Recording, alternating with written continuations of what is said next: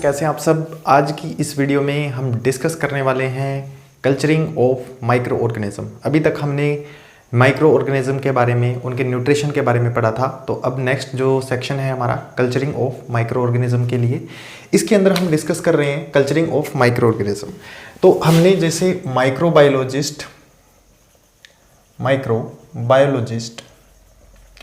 किसी भी micro organism को अगर कल्चर करता है तो सबसे पहले वो सैंपल बोल सकते हैं या inoculum.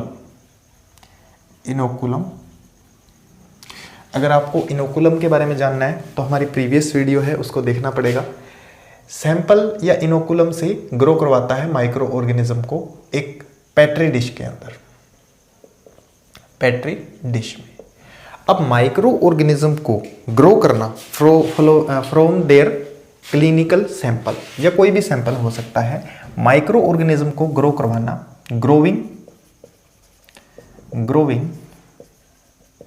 Micro organism from inoculum is called culture. इस चीज को क्या बोला जाता है? कल्चर बोला जाता है। अब कल्चर के लिए अलग अलग तरीके के कुछ मीडिया यूज किए जाते हैं। अब लिक्विड टाइप का मीडिया होता है कई बार, the media which is in liquid state. जो मीडिया लिक्विड स्टेट के अंदर है, उसके अंदर माइक्रो ऑर्गेनिज्म ग्रो हो रहे हैं, उसको बोलते हैं ब्रोथ। उसको हम बोलते हैं ब्रोथ। ठीक है, ऐसे टाइप के मीडिया को हम बोलते हैं ब्रोथ मीडिया। मतलब लिक्विड मीडिया है, उसके अंदर माइक्रो ऑर्गेनिज्म है, वो ग्रो हो रहे हैं, ऐसे टाइप के मीडिया को हम बोलते हैं ब्रोथ। और ऐसे टाइप का मीडिया सीरियल डाइल्यूशन के लिए यूज होता है। सीरियल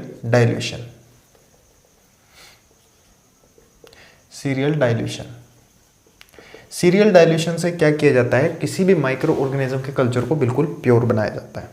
ये सीरियल डाइल्यूशन के लिए हेल्पफुल मीडिया रहता है, जिसको लिक्विड मीडिया या ब्रोथ बोला जाता है। अब इसी मीडिया के अंदर क्या किया जाता है? कल्चर किया जाता है माइक्रो ऑर्गेनिज्म का। इसी मीडिया के अंदर कल्चर किया जाता है। वहां पे माइक्रो ऑर्गेनिज्म ग्रो होते हैं। माइक्रो ऑर्गेनिज्म स्टार्ट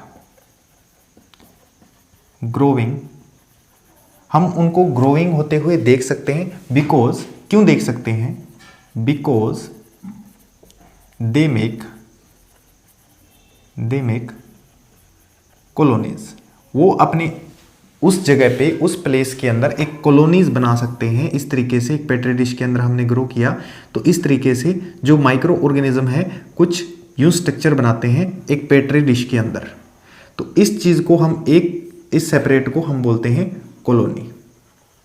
इसको हम क्या बोलेंगे? कॉलोनी बोल देते हैं। तो यहां तक क्लियर है। अब आगे क्या किया जाता है? सैंपलिंग की जाती है। सैंपलिंग में क्या किया जाता है? यहां से किसी भी एक सोर्स से सैंपल लिया जाता है माइक्रो ऑर्गेनिज्म का। फॉर एग्जांपल फीसीज, यहां से सैंपल हो सकता है, या सर्ब्रोस्पाइनल फ्लूइड, इस चीज का एक सैंपल हो सकता है। सर्ब्रोस्पाइनल फ्लूइड, ठीक है, इस चीज का एक सैंपल हो सकता है। या हमारी जो स्किन सेल है, इस चीज का एक सैंपल हो सकता है। चिक सेल जिसको हम बोलते हैं, चिक्स सेल, इस चीज का एक सैंपल हो सकता है। इस सैंपल को, ये जो सैंपल हमने लिया, इसको हम यूं ही फ्री इन्वायरमेंट के अंदर ग्रो नहीं करवा सकते। सिंपली हम इसको फ्री इन्वायरमेंट के अंदर ऐसे ही ग्रो नहीं करवा सकते। तो इसके लिए इस सैंपल को कहां पे ले जाया जाता है? In vitro condition. अब इस विट्रो कंडीशन के अंदर ले जाने का क्या फायदा है? इस विट्रो कंडीशन के अंदर लेके क्यों जाया जाता है इसको? इसका रीजन भी सुनो। इस विट्रो कंडीशन के अंदर इसको इसलिए ले जाया जाता है to stop inhibiting microorganism, to stop the inhibit growth of pathogen, to stop or kill the pathogens and easily grow for growing one type of cells या फिर माइक्रो ऑर्गेनिज्म, एक ही टाइप के सेल्स या एक ही टाइप के micro organism को grow करवाने के लिए ये स्टेप लिया जाता है कि इनको विट्रो कंडीशन के अंदर ले जाया जाए। तो विट्रो कंडीशन के अंदर ले जाने का सबसे फर्स्ट हमारा मेथड क्या होता है, सबसे फर्स्ट हमारा ले जाने का रीज़न क्या होता है? रीज़न यही होगा कि वहाँ पे जो पैथोजेंस उसके साथ ग्रो होंगे वो किल हो जाएंगे या फिर स्टॉप कर दिए जाएंगे। तो फर्स्ट रीज़न ये होता है। सेकंड रीज़न ये होता है कि वो इजीली ग्रो कर जाएं और वन टाइप के सेल ही ग्रो हो, हमें जैसा कल्चर चाहिए वैसा कल्चर मिल जाए। क्लिनिकल सैंपलिंग से ये चीज़ें देखी जाती है। अब हमने इतने स्टेप लिए, इन स्टेप के बाद एक कल्चर हम अगर ग्रो करवा रहे हैं जो नॉर्मल कल्चर हो रहा है माइक्रो ऑर्गेनिज्म का, उसके अंदर क्या होता है, कुछ पैथोजेंस होते हैं, जैसे पैथोजेंस कैन बी ग्रो, उसके अंदर कुछ पैथोजन ग्रो हो सकते हैं। अब इन पैथोजन को, इन ग्रो हुए पैथोजन को अलग अलग सेपरेट किया जाता है, सेपरेट बाय प्योर कल्चर। एक प्योर कल्चर टेक्निक है जिससे इनको सेपरेट किया जाएगा, या तो हम सीरियल डाइल्यूशन मेथड बोल सकते हैं, सीरियल डाइल्यूशन मेथड हो सकता है, सीरियल डाइल्यूशन मेथड। या फिर क्या किया जाता है, जहां पे कोई माइक्रो ऑर्गेनिज्म ग्रो किया है, ये कोई माइक्रो ऑर्गेनिज्म है, इस माइक्रो ऑर्गेनिज्म को ग्रो करते हुए इस तरीके से ऑब्जर्व किया जाता है, और इस पूरी की पूरी यूनिट को, जैसे माइक्रो ऑर्गेनिज्म है यहाँ पे ग्रो हो रहे हैं, एक इस यूनिट को सेपरेट कर लिया जाता है। इसको बोलते हैं कॉलोनी फॉर्मिंग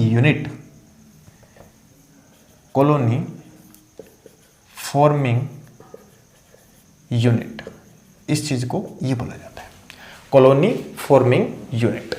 अब जो ये कॉलोनी फॉर्मिंग यूनिट होगी, इसका अब अलग से सेपरेट कर सीरियल डाइल्यूशन किया जाएगा, separated and goes under serial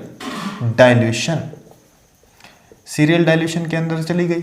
अब सीरियल डाइल्यूशन से क्या होगा, यहां से जो कल्चर होगा बिल्कुल प्योर कल्चर बना दिया जाएगा, इसका बिल्कुल प्योर कल्चर होगा। ये जो सब मेथड हैं ये किस चीज से किए जाते हैं, ये जो इतने हम कर रहे हैं कॉलोनी को सेपरेट करना, ये सारे के सारे किस चीज से होंगे, विद द हेल्प ऑफ, ये सब होगा with the help of streak loop. एक स्ट्रीक लूप होता है, कुछ इस तरीके का लूप होता है, ठीक है। ये इस लूप की मदद से जो कॉलोनीज है उनको सेपरेट कर दिया जाता है, उस कॉलोनी को एक्सट्रैक्ट किया जाता है और वहां से निकाल दिया जाता है, उस कॉलोनी को फिर अच्छे से ग्रो किया जाता है। ये इस स्ट्रीक लूप की हेल्प से होता है। और स्ट्रीक लूप जब हम लेते हैं वो कैसा होना चाहिए, एसेप्टिक कंडीशन तो होनी चाहिए। एसेप्टिक कंडीशन का मतलब है फ्री फ्रॉम माइक्रो ऑर्गेनिज्म। और दूसरा ये कैसा होना चाहिए, वेल स्टेरिलाइज्ड, अच्छे तरीके से उसको स्टेरिलाइज किया होना चाहिए। और सारी की सारी ये जो कंडीशन है हम कहाँ पे अप्लाई कर रहे हैं, डिफरेंट टाइप ऑफ स्ट्रीकिंग होती है प्लेट के ऊपर, कुछ जिग टाइप होती है, जेड क्रॉस टाइप होती है, अलग अलग टाइप की स्ट्रीकिंग होती है। जब स्ट्रीकिंग का पोर्शन आएगा तो हम उसके अंदर पढ़ेंगे इसको। तो वेल स्टेरिलाइज कंडीशन होगी मीडिया के लिए भी, स्ट्रीकिंग के लिए भी।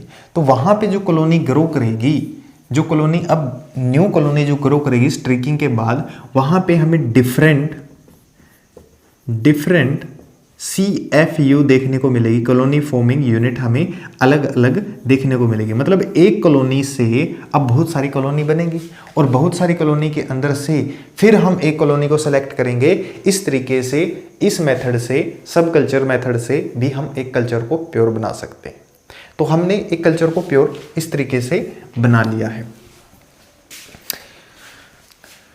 जो प्योर कल्चर हमने बनाया है, इस प्योर कल्चर को हम क्या करेंगे, अब अगार मीडिया के ऊपर इसका यूज करेंगे। सबसे पहले अगार के बारे में थोड़ा सा जानेंगे। अगार क्या है? अगार रेड एल्गी से पैदा होता है, रोडोफाइसी ग्रुप से। और अगार को अगर हम देखें, जो अगार है, अगार को हम अगर देखें तो ये एक कॉम्प्लेक्स कार्बोहाइड्रेट है। कॉम्प्लेक्स कार्बोहाइड्रेट मीन ये आसानी से डाइजेस्ट नहीं किया जा सकता, मतलब इसके ऊपर माइक्रो ऑर्गेनिज्म ईजिली वर्क नहीं कर सकते। बहुत माइक्रो ऑर्गेनिज्म को बहुत ज़्यादा वर्क करना पड़ता है, इसीलिए अगार का यूज़ किया जाता है। दूसरा काम क्या होता है? अगार मीडिया को, जो मीडिया है उसको सॉलिड बना देता है, उसको सॉलिड बना देता है। कोई भी मीडिया है बिलो 40 डिग्री सेल्सियस जाएगा तो मीडिया सॉलिड बना रहेगा। और इसको बाद में अगर मेल्ट करना है तो लगभग 100 डिग्री सेल्सियस तक का टेम्परेचर चाहिए फॉर मेल्टिंग। अगर इसको बाद में हम मेल्ट करना चाहते हैं तो 100 डिग्री सेल्सियस के टेम्परेचर पर जाकर ही ये मेल्ट होगा, इससे पहले नहीं होगा। तो ये जो अगार है इस तरीके से लैब के अंदर काम करने वालों को सेटिस्फाइड एक मीडियम देता है। सेटिस्फाइड का मीन है मतलब अगार एक वेल मीडियम है। जो अगार है उसके कारण ही मीडियम सॉलिड हो पाया है। जैसे पहले साइंटिस्ट के बारे में हम पढ़ चुके हैं, उन्होंने किस तरीके से अगार का यूज़ करना स्टार्ट किया। एक साइंटिस्ट थी, उसने जो पहले जेलीज के अंदर यूज़ करती थी इसको, बाद में उसने बताया तो बाद में ये यूज़ हुआ। लुइस पास्चर, अलग अलग साइंटिस्ट आए, जैसे पास्चुराइजेशन प्रोसेस हुई, ठीक है, तो उसके बाद ही ये यूज़ होने लगा था। अब अगर हम अगार की बात करें तो ये कॉम्प्लेक्स कार्बोहाइड्रेट है और इसको माइक्रो ऑर्गेनिज्म ईजिली यूज़ नहीं कर सकते। माइक्रो ऑर्गेनिज्म अगर इनको ईजिली यूज़ नहीं करते ये तो ये लॉन्ग टाइम तक चलता रहेगा। 40 डिग्री सेल्सियस से बिलो ये सॉलिड हो जाता है। अगर लिक्विड अगार को, सबसे पहले अगार को मिक्स किया जाता है, उसका मीडिया बनाया जाता है। अगर लिक्विड अगार को, कोई भी लिक्विड अगार है, लिक्विड अगार जब हीटेड है, जिस टाइम पे इसको स्टेरलाइज्ड किया गया है, लिक्विड अगार को पेट्री डिश के अंदर,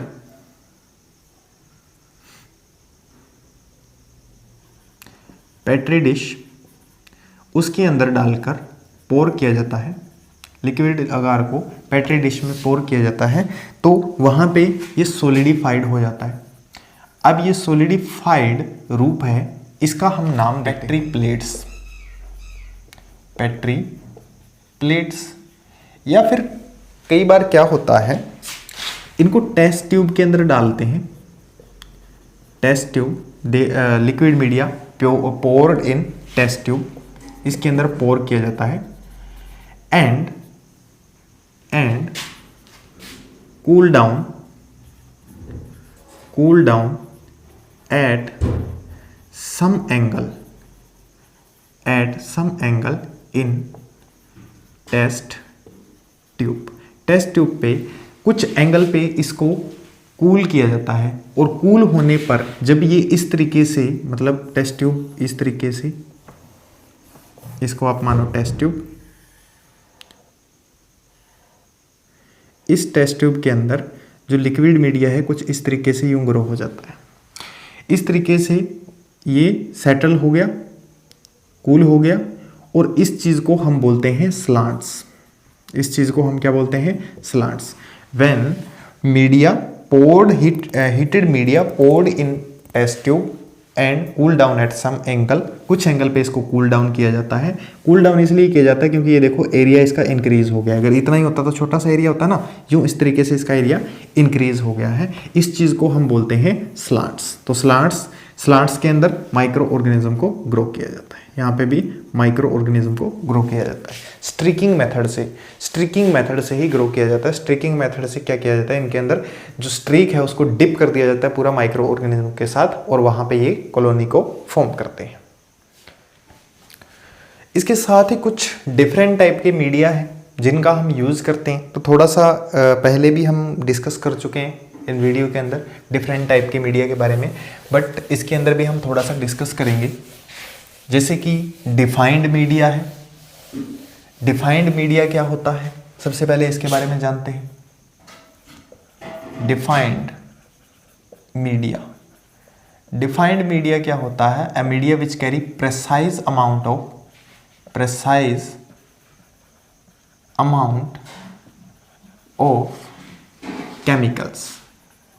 केमिकल्स। इसके अंदर हर तरीके के माइक्रो ऑर्गेनिज्म ग्रो हो जाते हैं। Can grow for use to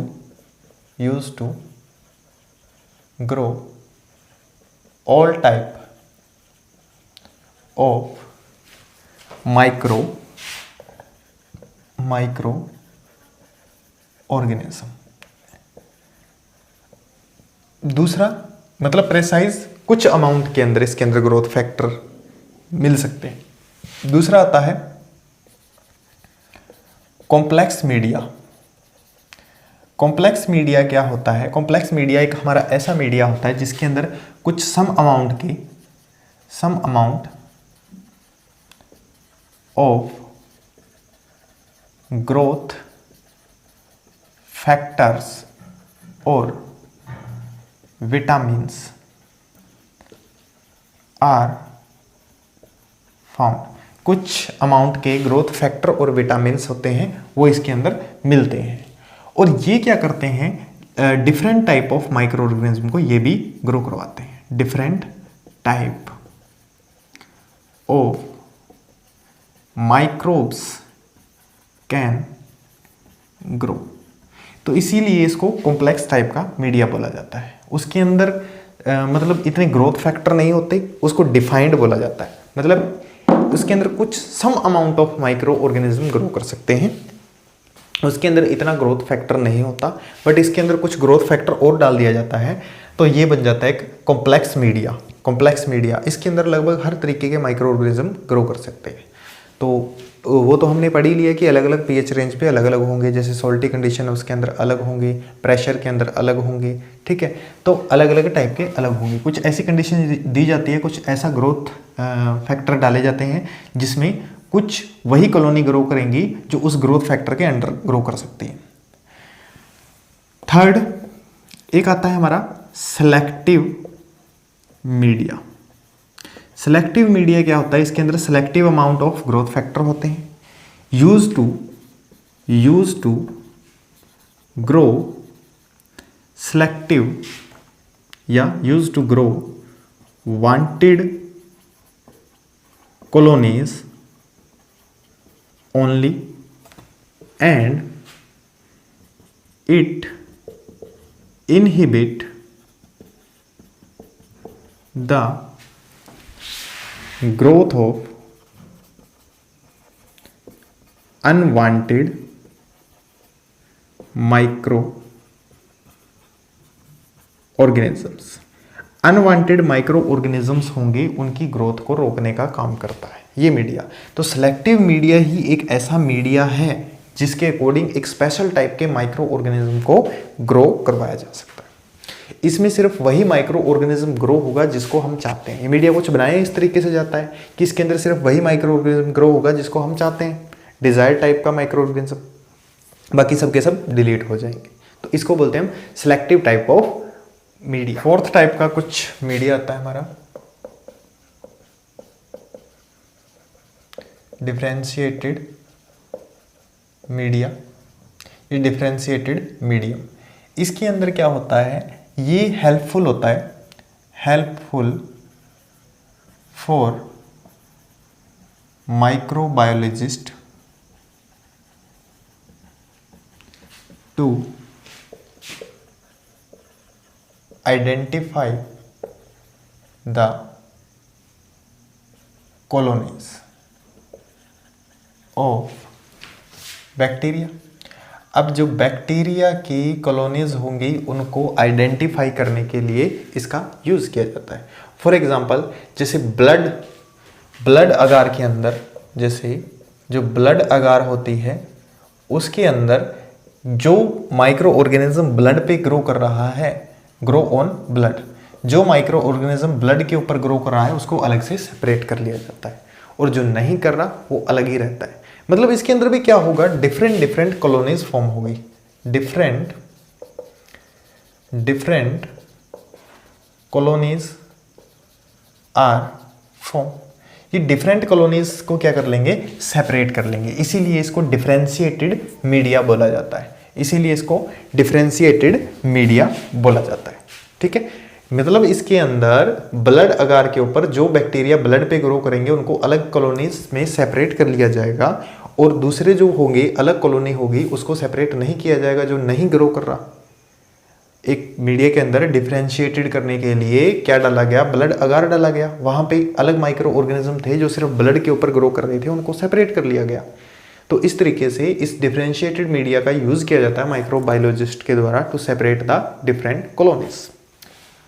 इसके बाद जो फिफ्थ है, फिफ्थ में हम बात करते हैं रिड्यूसिंग मीडिया की। अच्छा, रिड्यूसिंग मीडिया क्या मीडिया होता है, इस मीडिया के अंदर सिर्फ एनएरियोब्स या एनएरियोबिक माइक्रो ऑर्गेनिज्म ही ग्रो कर सकते हैं। मतलब इन माइक्रो ऑर्गेनिज्म को सेपरेट कर लिया जाएगा जो एनएरियोबिक टाइप के होंगे, जैसे ईस्ट है एनएरियोबिक टाइप का माइक्रो ऑर्गेनिज्म है, अल्कोहल बनाने के लिए यूज किया जाता है। अब इसको देखो कैसे सेपरेट किया जाएगा, इसके अंदर कुछ ऐसा केमिकल डाला जाता है जो फ्री डिसॉल्व्ड ऑक्सीजन है, फ्री डिसॉल्व्ड